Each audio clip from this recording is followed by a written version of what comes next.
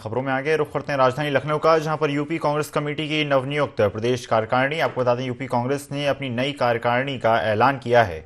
2024 लोकसभा चुनाव को लेकर कार्यकारिणी का ऐलान किया गया है। लोकसभा चुनाव से पहले यूपी कांग्रेस में फेरबदल किया गया है। आपको बता दें उत्तर प्रदेश कांग्रेस कमेटी के उपाध्यक्षों महासचिवों की नियुक्ति की गई है। 16 उपाध्यक्ष और इसके साथ ही 7 महासचिव नियुक्त किए गए हैं।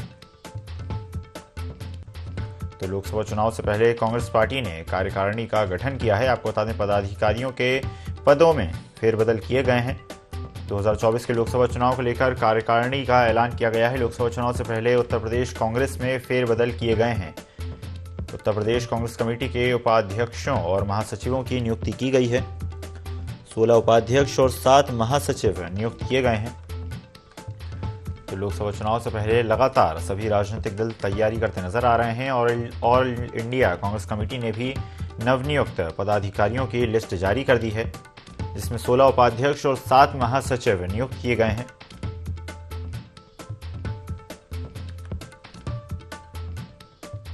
तो बड़े स्तर पर कांग्रेस पार्टी ने फेरबदल किए हैं। लोकसभा चुनाव की तैयारी में कांग्रेस पार्टी जुटी हुई है। 2024 में लोकसभा चुनाव होने हैं। खबर पर ज्यादा जानकारी के लिए सहयोगी आशिफ हमारे साथ जुड़ गए हैं। आशिफ, कांग्रेस पार्टी लगातार लोकसभा चुनाव की तैयारी कर रही है। उत्तर प्रदेश में कांग्रेस पार्टी ने नई कार्यकारिणी का ऐलान किया है। नवनियुक्त पदाधिकारियों को जिम्मेदारी सौंपी गई है। जी बिल्कुल, बता दूं कि लोकसभा चुनाव को लेकर कांग्रेस पूरी तरह से एक्टिव हो गई है। अगर बात करें एमपी और राजस्थान चुनाव के बाद जो है अब लोकसभा की तैयारी में भी कांग्रेस पूरी तरह से जुट गई है। यूपी कांग्रेस कमेटी की नवनियुक्त प्रदेश कार्यकारिणी का गठन भी किया गया है और इसका गठन प्रदेश अध्यक्ष अजय राय ने किया है। और साफ तौर पर यह कहा गया है कि 2024 लोकसभा चुनाव फतह करने के लिए यह कार्यकारिणी गठित की गई है, जिसमें कमेटी के उपाध्यक्षों महासचिवों की नियुक्ति की गई है। 16 उपाध्यक्ष और 7 महासचिव नियुक्त हो गए हैं और इन सबको खास दिशा निर्देश भी प्रदेश अध्यक्ष ने दिया है। और सबसे आम बात यह है कि इस कमेटी का एक लक्ष्य है कि वह पिछड़ा और दलितों पर जो है अपना जो है काम करे और जो भटके वोट है उन्हें कांग्रेस में लाने की दवाई शुरू करे। और साथ ही साथ घर घर जाकर यह कांग्रेस के कार्यकर्ता लोगों को जागरूक करें कि किस तरह कांग्रेस जो है आने वाले समय में जनता के हित में काम करेगी। जी धन्यवाद आशिफ हमारे साथ जुड़ने के लिए और जानकारी साझा करने के लिए।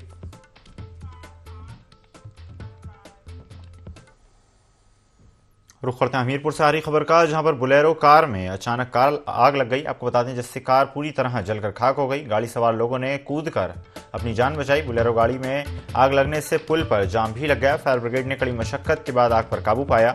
यमुना पुल नेशनल हाईवे 34 की ये पूरी घटना बताई जा रही है, जहां पर अज्ञात कारणों के चलते बुलेरो कार में आग लग गई, जिससे कार पूरी तरह जलकर खाक हो गई। मौके पर मौजूद लोगों ने मामले की सूचना दमकल अमले को दी, जिसके बाद दमकल अमले ने मौके पर पहुंचकर आग बुझाने के प्रयास किए, लेकिन इस बीच कार पूरी तरह जलकर खाक हो गई, जिसके कारण दोनों ही तरफ लंबा जाम लग गया। हमीरपुर से ये तस्वीर आपको दिखा रहे हैं, जहां पर बुलेरो जीप में भीषण आग लग गई। आग लगने से वाहन पूरी तरह जलकर खाक हो गया।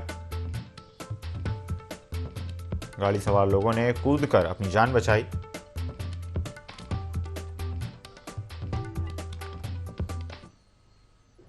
रुख करते हैं राजधानी लखनऊ से आ रही खबर का, जहां पर शाइन सिटी से जुड़े लोगों के 18 स्थानों पर छापे मारे गए हैं। आपको बता दें ईडी ने लखनऊ, वाराणसी, इलाहाबाद में छापेमार कार्रवाई की। दिल्ली और मुंबई में भी ईडी ने छापेमारी की। शाइन सिटी कंपनी से जुड़े एजेंटों के आवासों पर छापेमार कार्रवाई की गई है। निदेशकों की कंपनियों के निवास कार्यालय पर भी छापे मारे गए। मुख्य आरोपी रशीद नसीम ने अर्जित की थी संपत्ति। छापेमारी में कई डिजिटल उपकरणों की बरामदगी की गई है। बेहिसाब नकदी के साथ 1 करोड़ 60 लाख के आभूषण बरामद किए गए हैं। जनता से 800,000 करोड़ रुपए ठगे गए हैं। आपको बता दें धोखाधड़ी की बड़ा मामला ये बताया जा रहा है। धोखाधड़ी की मुख्य आरोपी रशीद नसीम फरार हैं। लगातार तलाशी जारी है। ईडी ने शशि बाला को मामले में गिरफ्तार किया है, साथ ही साथ कोर्ट में पेश भी किया गया है।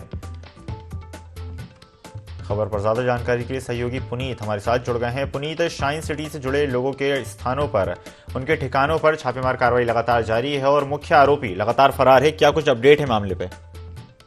देखिए, साइंस सिटी से जुड़े हुए लोगों के लगभग 18 स्थानों पर छापा मारा गया है। उत्तर प्रदेश में लखनऊ, वाराणसी, इलाहाबाद में छापेमारी करी जा रही है। दिल्ली और मुंबई में भी ईडी ने छापेमारी करी है। साइंस सिटी के जो एजेंट्स हैं उनके आवासों पर छापेमारी हुई है। मुख्य आरोपी राशिद नसीम, जो इस वक्त दुबई में मौजूद है, उसने कई लोगों को प्लाट के नाम पर धोखा देकर के करोड़ों की ठगी करी थी और उसके बाद जो संपत्तियां ईडी ने जब्त करी थी उसको बेचने की वो तैयारी कर रहा था, जिसमें मुख्य भूमिका शशि बाला, एक प्रधानाध्यापक हरदोई में, उसे भी गिरफ्तार के माध्यम ये लोग मुंबई में किसी को प्रॉपर्टी बेचना चाह रहे थे। फिर हिसाब नकदी और 1,60,60,00,000 रुपए के आभूषण मत किए गए हैं। कई ऐसे दस्तावेज हैं जो काफी अहम हैं। लगभग 800 से 1,000 करोड़ रुपए की ठगी और धोखाधड़ी का ये पूरा मामला है। जी बिल्कुल पुनीत, बने रहिएगा हमारे साथ, आगे भी आपसे जानकारी लेते रहेंगे।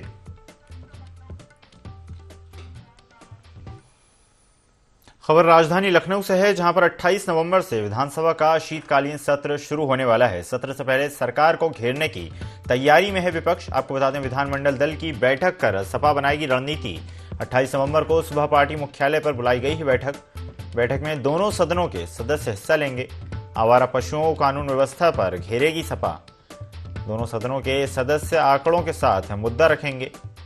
मुद्दों पर सदन के भीतर अपनी बात रखने को कहा गया है।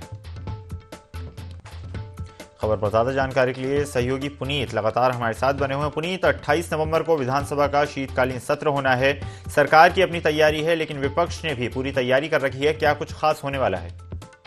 देखिए, 28 नवंबर से उत्तर प्रदेश की विधानसभा का शीतकालीन सत्र शुरू हो रहा है। मुख्य विपक्षी दल समाजवादी पार्टी ने 28 नवंबर का ही पार्टी कार्यालय पर बैठक बुलाई है। इसमें दोनों सदनों के जो सदस्य हैं वो भाग लेंगे और दोनों सदनों के जो सदस्य हैं उनको यह जाएगा कि आवारा पशुओं, बेरोजगारी, कानून व्यवस्था पर योगी सरकार से सवाल करने हैं। आंकड़ों के साथ, तथ्यों के साथ मुद्दों को रखना है ताकि सरकार उनका जवाब स्पष्टीकरण और सीधे तौर पर मुद्दों से हटकर के कोई बात नहीं करनी है। मुद्दों पर सदन के भीतर अपनी बात रखने को कहा है और जो भी मुद्दा विधायक या एमएलसी रखना चाहते हैं उनको साफ तौर पर निर्देशित किया गया है कि आंकड़ों के साथ और तथ्यों के साथ मजबूती से अपने मुद्दे को रखें और सरकार को घेरने का प्रयास करें। जी बिल्कुल पुनीत, तो देखा जा सकता है कि जो समाजवादी पार्टी है उसने अपनी तैयारियां पूरी कर ली हैं। सरकार को घेरने के लिए काफी कुछ रणनीतियां बनाई है। इसमें सरकार ने भी जवाबदेही की उतनी ही तैयारी कर रखी होगी।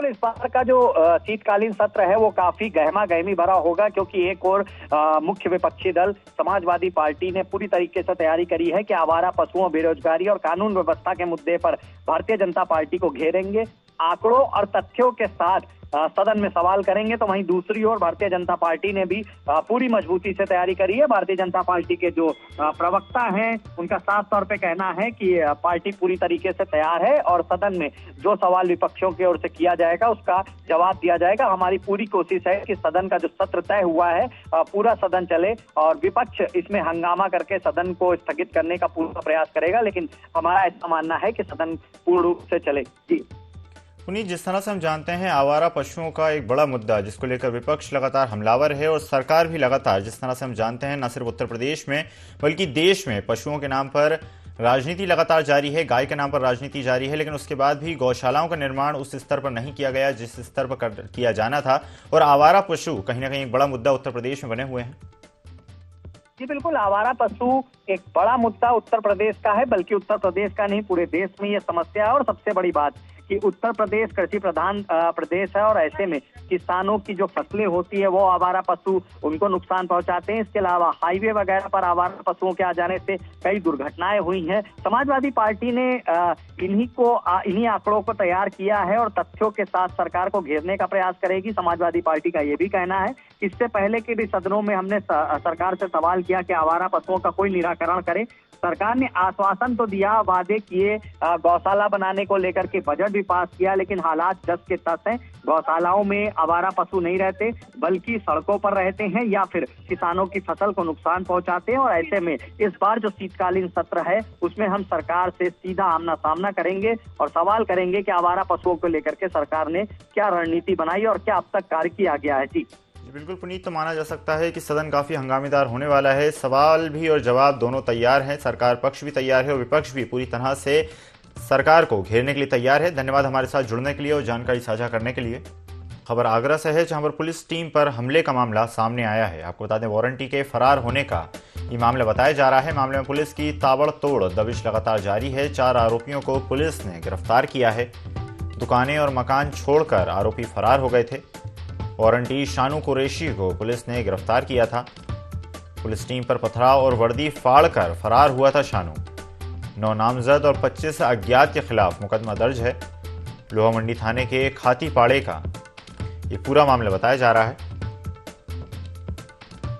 तो पुलिस प्रशासन पर हमला करके आरोपी फरार हो गए थे, जिसके बाद पुलिस ने धरपकड़ शुरू कर दी है।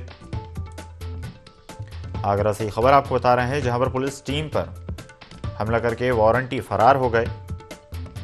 मामले में पुलिस की दबिश लगातार जारी है। 4 आरोपियों को पुलिस ने गिरफ्तार किया है। जानकारी के अनुसार आरोपी दुकान और मकान छोड़कर फरार हो गए थे और इस मामले में वारंटी शानू कुरैशी को पुलिस ने गिरफ्तार किया था, जिसके बाद पुलिस टीम पर पथराव किया गया। साथ ही साथ पुलिस टीम की वर्दी भी फाड़ी गई।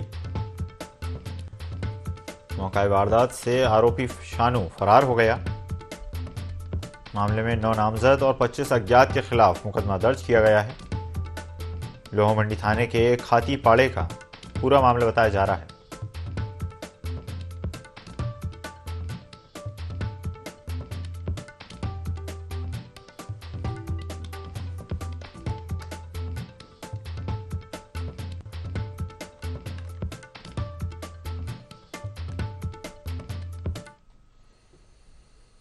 रुख करते हैं हमीरपुर का, जहां पर पति ने पत्नी और ससुर को मौत के घाट उतार दिया। आपको बता दें, घरेलू विवाद के चलते दोनों की हत्या की गई। सन के पति ने पत्नी की जलाकर हत्या की, जबकि ससुर को पत्थरों से कुचलकर मारा गया। दोनों को मारने के बाद युवक ने गोली मारकर आत्महत्या कर ली। राठ कोतवाली क्षेत्र के पठानपुरा मोहल्ले का ये पूरा मामला बताया जा रहा है, जहां पर सन की पति ने न सिर्फ पत्नी और ससुर की हत्या की, बल्कि खुद भी आत्महत्या कर ली।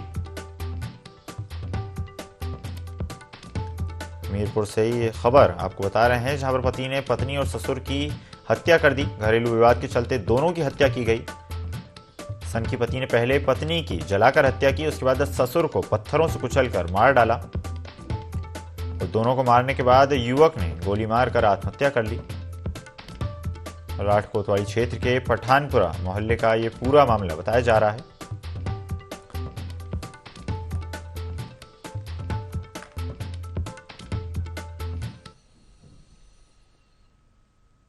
खबर अयोध्या से है, जहां पर 3 शिफ्टों में किया जा रहा है राम मंदिर का निर्माण। आपको बता दें, निर्माण कार्यों की गति बढ़ाई गई है। अंतिम चरण में पहुंचा है भूतल की फर्श सजाने का काम। राम जन्मभूमि तीर्थ क्षेत्र ट्रस्ट ने जारी की है ताजा तस्वीरें। तो काम में गति लाई गई है। आपको बता दें, जल्द ही काम पूरा किया जाएगा।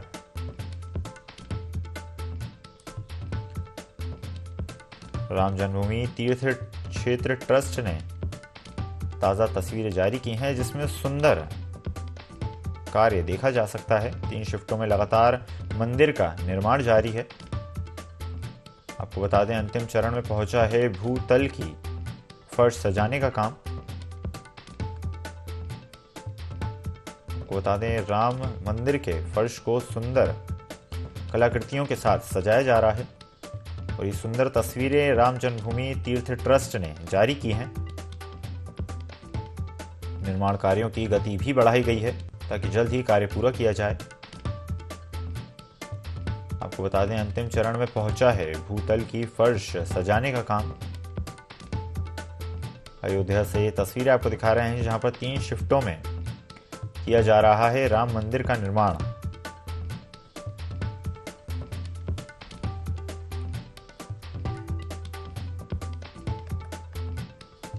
तो राम मंदिर का निर्माण कार्य लगातार जारी है और 3 शिफ्टों में कार्य करवाया जा रहा है। निर्माण कार्यों की गति बढ़ाई गई है। अंतिम चरण में पहुंचा है भूतल की फर्श सजाने का काम। ये तस्वीरें आपको दिखा रहे हैं राम मंदिर की, जहां पर सुंदर कलाकृतियां फर्श पर की गई हैं। राम जन्मभूमि तीर्थ क्षेत्र ट्रस्ट ने जारी की हैं ताजा तस्वीरें।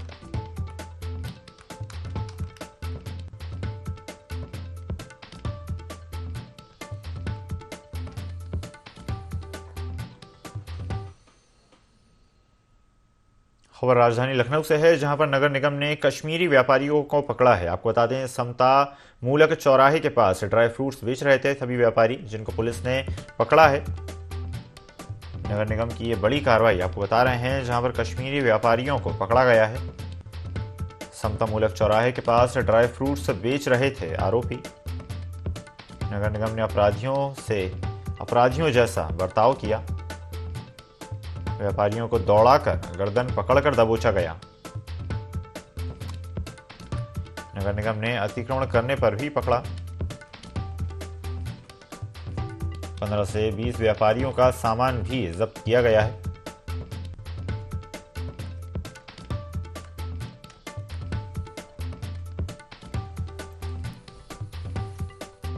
नगर निगम ने कश्मीरी व्यापारियों को पकड़ा है। कश्मीरी व्यापारियों पर कार्रवाई की गई है।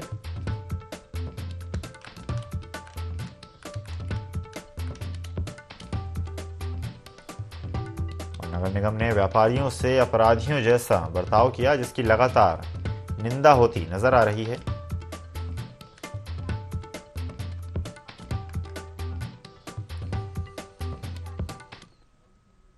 तो लखनऊ से खबर आपको बता दें, जहां पर सपा राष्ट्रीय अध्यक्ष अखिलेश यादव के दौरे पर रहेंगे। आपको बता दें, आज कानपुर देहात के माती मुख्यालय जाएंगे अखिलेश यादव माती मुख्यालय में करेंगे जनसभा। इसी के साथ सुबह 11:30 बजे संविधान बचाओ भागीदारी रैली में शामिल होंगे।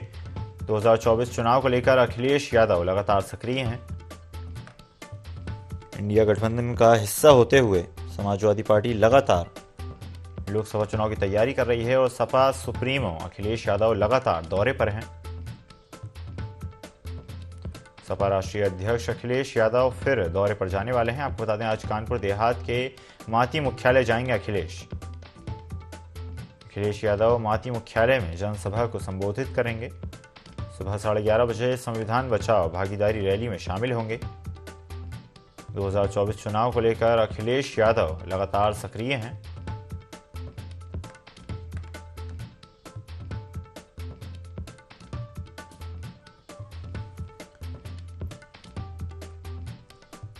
खबर पर ज्यादा जानकारी के लिए सहयोगी विधि मिश्रा हमारे साथ जुड़ गई हैं। विधि, सपा राष्ट्रीय अध्यक्ष अखिलेश यादव एक बार फिर दौरे पर जाने वाले हैं। इस बार वो कानपुर देहात के माती मुख्यालय जाएंगे, कार्यकर्ताओं से मिलेंगे, आगामी चुनाव की रणनीति बनाएंगे।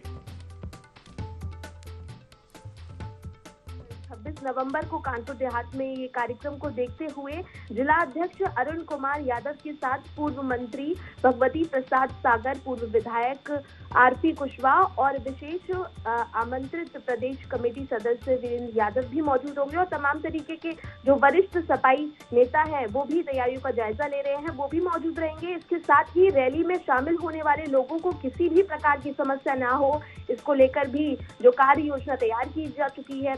साथ ही रैली में भव्यता और भीड़ क्योंकि ज्यादा होगी, इसको लेकर भी तैयारियां शुरू हो चुकी हैं और लगभग पूरी हो चुकी है। इसके साथ जो समाजवादी पार्टी का जो प्रचार है उस लेकर भी इस रैली में जोर दिया जाएगा। इस दौरान जिला अध्यक्ष से भी बातचीत हुई है, उन्होंने भी पूरी तैयारियों का जो तैयारियां पूरी हो चुकी हैं उसको भी बताया है कि तैयारियां लगभग अब इस रैली की पूरी हो चुकी हैं। जी धन्यवाद निधि, हमारे साथ जुड़ने के लिए और जानकारी साझा करने के लिए।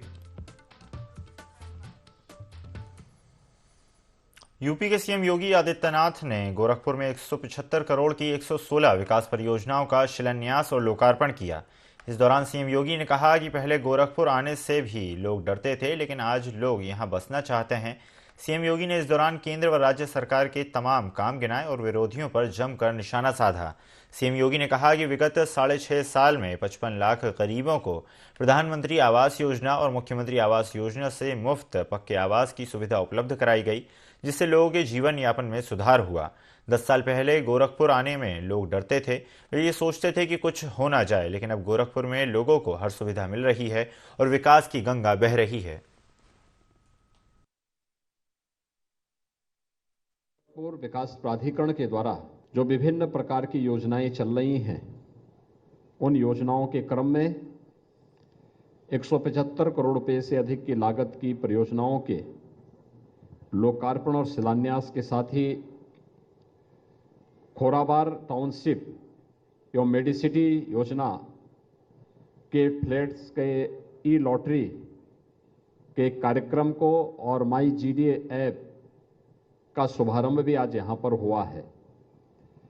मैं इस अवसर पर अभी जिन लाभार्थियों को अपने ई ऑप्शन के माध्यम से उनके फ्लैट या भूखंड प्राप्त हुए हैं, अगर वह उसमें हम मकान खरीदते हैं, प्लॉट हो, फ्लैट हो, तो वहां पर हमें बेहतर सुविधाएं मिलेंगी।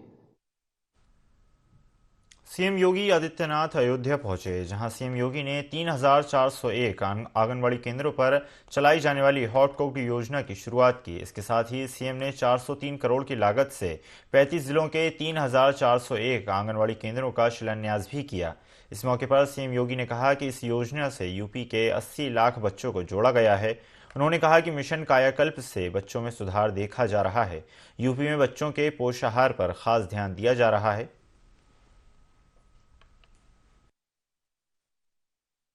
इसमें उत्तर प्रदेश के सभी जनपदों में 3 से 6 वर्ष तक के बच्चों के लिए मिड डे मील की तर्ज पर गरम बना हुआ भोजन उन्हें वहां पर अलग अलग मीनू के आधार पर अलग अलग दिन परोसने के कार्य का शुभारंभ हो रहा है। इसके लिए विभाग को और सभी सहयोगी विभाग जो इस कार्यक्रम के साथ जुड़े में बेसिक शिक्षा परिषद जुड़ा हुआ है, नगर विकास है, पंचायती राज है, इन सभी कार्यक्रमों को भी आज यहां पर उसके अपग्रेडेशन की कार्रवाई के साथ हम जुड़ रहे हैं। आंगनबाड़ी केंद्र का अपना स्वयं का भवन हो, एक साथ 3401 आंगनबाड़ी के केंद्रों का आज यहां पे शिलान्यास होने जा रहा है। अभी शिलान्यास हुआ है। साथ ही साथ आंगनबाड़ी केंद्रों है तो आंगनबाड़ी कार्यकर्त्रियों को पोषण भी, पढ़ाई भी के किट भी उपलब्ध करवाने के साथ ही आंगनबाड़ी केंद्र के लाभार्थियों को पोषण थाली वितरण के कार्यक्रम के साथ भी आज हम यहां पर जुड़े हैं। इस बुलेटिन में फिलहाल इतना ही। खबरों का सिलसिला लगातार जारी है। बने रहिए IND 24 के साथ। नमस्कार।